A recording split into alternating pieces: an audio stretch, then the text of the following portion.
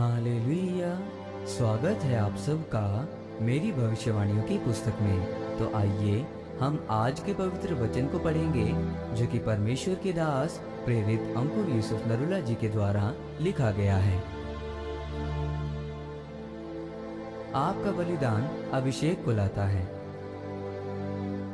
जैसा कि लेवी व्यवस्था की पुस्तक अध्याय 21 उसकी 11 और 12 आयत में लिखा है, और ना वो किसी लोथ के पास जाए और ना अपने पिता या माता के कारण अपने को अशुद्ध करे, और वो पवित्र स्थान से बाहर भी ना निकले, और ना अपने परमेश्वर के पवित्र स्थान को अपवित्र ठहराए, क्योंकि वो अपने परमेश्वर के अभिषेक का तेल रूपी मुकुट धारण किए हुए है। मैं यहोवा हूँ। मेरे प्रियो, पहले दो तरह के याजक होते थे, पहला याजक और दूसरा महायाजक। याजक वो जिन्हें इजरायली जब पाप करते थे तो वो पाप बलि, मेल बलि जैसी बलियां याजकों के पास लेकर जाते थे और याजक उन्हें वेदी पर चढ़ाते थे। ये याजकों का काम था। और परमेश्वर ने कहा था कि जब एक याजक के घर में उनके माँ बाप, भाई और कुंवारी बहन अगर मर जाए तो वो उस मृत्यु पर बैठ सकते हैं और लोथ को छू सकते हैं, लेकिन अगर उनका कोई रिश्तेदार मर जाए तो वो उस लोथ को नहीं छू सकता। वो अपने आप को अशुद्ध नहीं ठहरा सकता, क्योंकि याजक इजरायलियों से भेंटों को लेकर यहोवा के आगे चढ़ाते थे। इसीलिए यहोवा परमेश्वर नहीं चाहते थे कि वो अपने आप को अशुद्ध करे। ये याजकों का काम होता था। दूसरा महायाजक जो सबसे ऊपर होता था, परमेश्वर ने उन्हें कहा था कि महायाजक पवित्र स्थान से कभी बाहर ना निकले। अगर उसके माता पिता मर भी जाएं तो भी वो उस लाश को ना छुए। वो अपने बालों को कभी भी बिखरने ना दे, अपने वस्त्रों को कभी न फाड़े, क्योंकि वो परमेश्वर का अभिषिक्त महायाजक है, जो लोगों के पापों के लिए एक बार जो परम पवित्र स्थान, जिसे तीसरा तंबू कहते थे, उसके अंदर जाता था।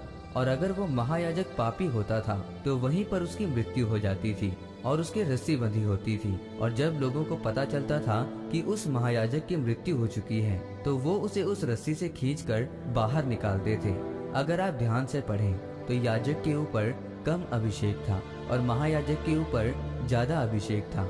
जिसके ऊपर कम अभिषेक था उसकी शर्तें कम थी, और जिसके ऊपर ज्यादा अभिषेक था उसके ऊपर ज्यादा शर्तें थी। इसका मतलब आप अपने जीवन में कितना अभिषेक चाहते हैं ये आपके ऊपर निर्भर करता है, और जितना बलिदान आप प्रभु को देंगे उतना अभिषेक आपके जीवन में होगा। एक विश्वासी के जीवन में उतना ही अभिषेक काम करेगा जितना वो बलिदान देगा। लेकिन आज लोगों के पास समय का बलिदान देने का समय है, पर वो कहते हैं कि हमारे पास समय ही नहीं है। अगर आप परमेश्वर को समय का बलिदान नहीं देते हैं तो परमेश्वर आपको अभिषेक नहीं दे सकता। जब तक आप परमेश्वर को प्रथम स्थान नहीं दे सकते तो आप परमेश्वर से अभिषेक भी नहीं ले सकते। इसीलिए मेरे प्रियो, परमेश्वर के अभिषेक को लेने के लिए मूल्य को अदा करें, विश्वास में दृढ़ रहते हुए अपनी भेंट को अर्पण करें, तब आप याजकीय अभिषेक को ले पाएंगे। आमीन। आइए इस प्रार्थना को आप मेरे साथ एक मन होकर करें। सर्वशक्तिमान परमेश्वर, इस वचन के लिए मैं आपका धन्यवाद करता हूँ।